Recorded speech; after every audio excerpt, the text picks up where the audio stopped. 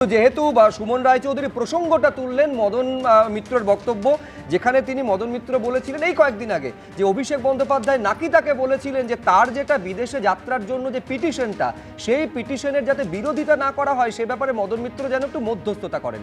আমি মনে করিয়ে দেব এই কয়েকদিন আগে ঠিক কি দাবি করেছিলেন মদন মিত্র। দেখুন, আমাদের যে চিন্তাধারাটা ছিল যে আমরা সরাসরি অভিষেকের সঙ্গে কথা বলবো, ও চুপ করে শুনছিল, তো ওকে আমরা পুরো বুঝিয়ে বললাম যে তুই ছাড়লে তোর ওপর থেকে রাগটা বেরিয়ে যাবে। সবটা শুনে অভিষেক বলো, তুমি একটা কাজ করো, তুমি ওদের বলো আমার বিদেশ যাত্রার পারমিশনটা দিয়ে দিতে। কথা হচ্ছে পলিটিক্সের থেকে নিজেকে একটু সরিয়ে রাখা কিছুদিনের জন্য। তখন হঠাৎ বললো তাহলে তুমি বলো যে ওদের এদিকে বলতে অপোজ না করতে আমার পিটিশনটা, আমাকে আমেরিকায় আমার যাওয়ার আছে, ছেড়ে দিক, আমি ট্রিটমেন্ট করাতে যাবো, তারপর তাড়াতাড়ি ফিরে আসবো। ও আমি যদি পলিটিক্স থেকে সরতে পারি কিছুদিনের জন্য, ওরা আমার ট্রিটমেন্ট করতে দেবে না।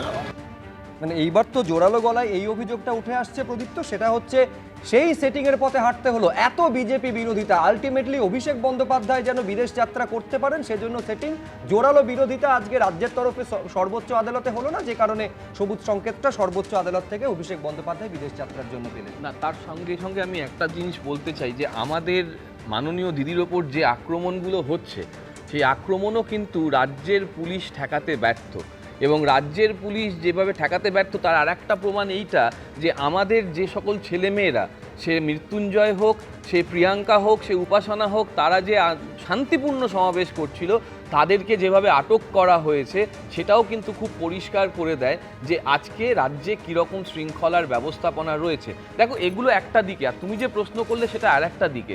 আমাদের পরিষ্কার বক্তব্য হচ্ছে কেউ কারুর ব্যক্তিগত ট্রিটমেন্ট করাতে কোথায় যাবে বা যাবে না সেটা তার ব্যক্তিগত জায়গা, এবং সেখানে আইনি যে প্রক্রিয়া জুড়ে দেওয়া হয়েছে সেই আইনি প্রক্রিয়ার প্রসঙ্গে বলতে পাই যে কূটনৈতিক ভিসা যার রয়েছে এবং তাকে ট্র্যাক করা খুব সহজ এমন ব্যাপার কিন্তু রয়েছে। দেখো, আমরা যারা বিদেশে পেপার পড়তে যাই আমাদেরকেও প্রত্যেকটা তথ্য দিয়ে যেতে হয়, কোথায় যাব, কোথায় থাকবো, কবে রিটার্ন করব, এ টু জেড আমাদেরও বিবরণ দিয়ে যেতে হয়। ফলে ক্রিমিনালদের এইভাবে বিবরণ দিতে হয় বলাটা পুরোটা সমীচীন নয়। তথ্য দিলেও কিন্তু অনেকের হারিয়ে যায়, সেটা দেখতে হবে তো। তার মানে আমাদের যে বিদেশ মন্ত্রক, সেই বিদেশ মন্ত্রকের যে যোগ্যতা, সেই যোগ্যতা নিয়ে তো প্রশ্ন আসবে। ঠিক যেমন 3 মাস ধরে নাকি একজন ফ্যান ক্লাবের মালিক, তাকে খুঁজে পাওয়া যাচ্ছিল না, হ্যাঁ, তাহলে রাজ্য পুলিশ কি করছিল?